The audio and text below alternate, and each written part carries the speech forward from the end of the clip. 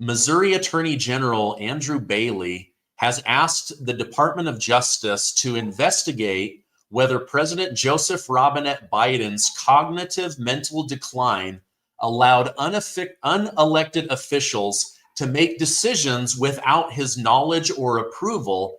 If this is the case, Biden's executive orders, pardons, and other actions become unconstitutional and immediately void. What are your thoughts on this? I know that could unravel a lot of these pardons, some of the stuff he did to destroy the country.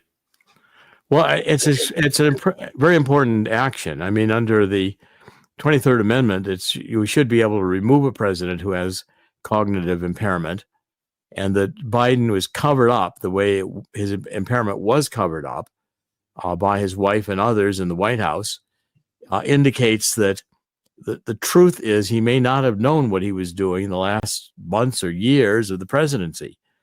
Now, if that's the case, and an action can be brought and proved, then conceivably all of his actions in that period of time in which he was cognitively unable to function would be null and void.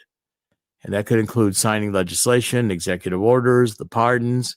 There's any number of things that could be reversed.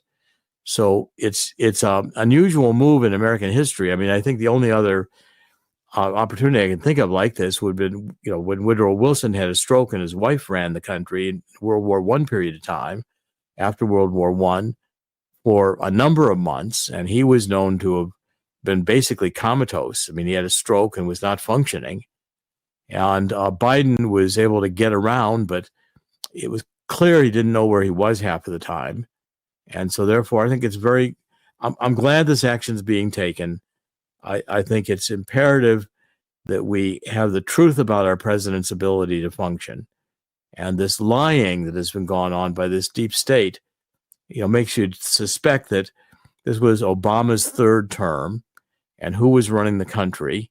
And if we have a deep state operative or actions which encourage a war in the Middle East or a war in Ukraine to have gone on during Biden's time, there's some very serious consequences here. And I think the American public needs to have this exposed, and I'm very pleased to see this action taken.